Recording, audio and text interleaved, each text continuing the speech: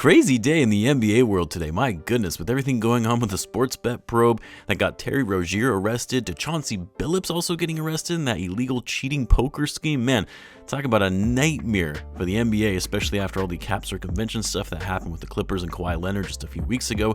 Thank God the Bulls were not connected to any of this illegal activity in any way, well, at least for now anyway. The investigation is still ongoing, and I'm sure there's going to be more that comes out from this. But for now, we don't have to worry about our team getting wrapped up in any of this. I'll likely put out a video on my second channel, Am1 Hoops, about this topic because I have a lot of thoughts on everything that is going on. But I won't talk about that here. I actually want to discuss what we're all hoping to be the savior of this franchise, the guy that is hopefully going to bring this team back to relevance, the guy that is giving us a semblance of hope for the future, and that's Matas Buzelis. But more importantly, I wanted to discuss how the Bulls are approaching the development of Matas, how the coaching staff has been strategic in what they're saying and what they're doing when it comes to working with him and making him a better player. Now, Billy Donovan, before the season opener, I believe it was the final practice before their first game, had some interesting quotes when asked about Matas potentially being the future of this franchise, being their team's next franchise player, being that guy, as the media always likes to ask about the front office, who's going to be that guy.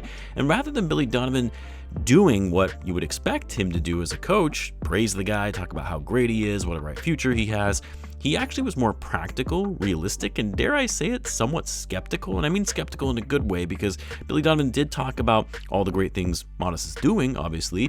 It's not like he was trashing the guy, but he was very blunt in stating that, quote, he has not arrived. He hasn't. That's the truth. Unquote. He acknowledged that Matas has unbelievable runway to be an outstanding player in this league and that he has the drive and motivation to be able to get there, but he's not there yet, which, look, I think most of us know that, right? Like, yes, we're all excited about Matas and the potential future that he can bring to this team. We all see that he has the ability to be a star in this league. We all see that he's already made incredible strides since the beginning of last season. I would argue he's already one of the best players on this team. But what I appreciate about what this coaching staff is doing in handling his development is that while they're giving him the keys, they're giving him run, they're giving him minutes, touches, putting him in tough situations where he has to guard the opponent's best player, they're not saying, you're our guy now. This is your team now. You're our number one option. You're the face. You're the future. And it's the right approach because, look, as good as Matas is, this isn't a situation like a Victor Wembanyama where, despite his young age, he's clearly the face of the franchise and future for the San Antonio Spurs. For Wemby, it's an entirely different conversation and expectation for what he represents in leading that Spurs team. Matas is not there yet. And the minute you start putting unrealistic expectations, unnecessary pressure for him to be like a Wemby or a Luka or even a Cooper Flagg, who did not have the best debut, by the way, that's when you stop putting the right measures in place to give this guy the proper development that is relative to his expectations and skills. Handing over the keys to Matas when he's not ready for that type of role yet would actually be a disservice to his development and to the Bulls. And what I like about this is that Matas knows this and is on board with this approach. He says he wants to be coached hard. He wants to be coached like an all-defensive team player. He doesn't want easy passes. He wants to earn his stripes. And that's exactly the approach the Bulls are taking when it comes to this season. Billy Donovan is not going to give him minutes just to throw him out there and give him run. He has to earn those minutes. And he's taken him out when he's made mistakes. There were times in the preseason where Matas fell asleep defensively. Billy took him out and had some choice words for him on the bench. In the Bulls' win over the Pistons, Matas played very well for his second-year season opener. He was aggressive, he was active, making cuts, making plays defensively, but he also had 3 turnovers, some young player mental lapses, and Billy Donovan let him have it in those timeouts. So anyway, all this is to say, and I've talked about this before, while I know we're all excited about the future of Matas Buzelis, we're all excited to see him progress, even just from last season, and yes, I fully believe that in a year or so, he is going to be the Bulls' best player and will eventually become a star in this league. But we do need to temper expectations. We can't be putting undue pressure on a young 21-year-old player who wasn't even projected to be this generational level talent and shoe-in superstar. Like, the dude fell all the way to 11th in the draft in a bad draft class.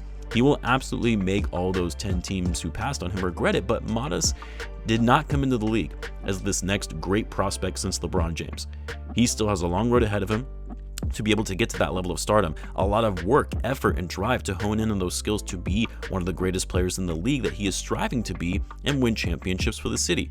Now, what I will say is, and we talked about this in the preseason, Matas has already exceeded my expectations with what he has shown in improving some of his skills from last season. His handles, his footwork, his on-ball creation have taken a massive leap from what we saw last year. He's much more fluid with the ball in his hands. He's much more comfortable moving and finishing with his left hand. He's really improved that fake dribble drive to the basket that always gets the defender to bite on, and he's also been much better moving off of the ball, making the right reads and cutting to the basket. When someone picks up their dribble and is looking for an open man, he's got better at screening as well, although that still needs some work when it comes to setting the right screens and making harder screens. That has to come with him putting on more weight, which we have seen him put on more weight since last season, although I still go back and forth on him putting on too much weight when we saw what happened with Patrick Williams since his rookie year. But he does need to bulk it up a bit. He does need to get stronger on the defensive end when he's being posted up on by some of the best power forwards in the league. But even in those areas that he needs to improve upon, he has gotten better at from what we saw in his rookie year. Granted, it's only been one game into the season. You're talking about an incredibly small sample size, but in that one game and from what we saw in the preseason, I don't think there is a single aspect to his game where I wouldn't say he hasn't gotten better at. Hopefully we see it continue because, like all of you, I need this man. I need a next star level player to be excited about for this team, but I'm also managing expectations and knowing that there is still a lot of work ahead for this kid, and he has to keep putting in the effort to get better at every facet of the game if he truly wants to be the next superstar of this franchise.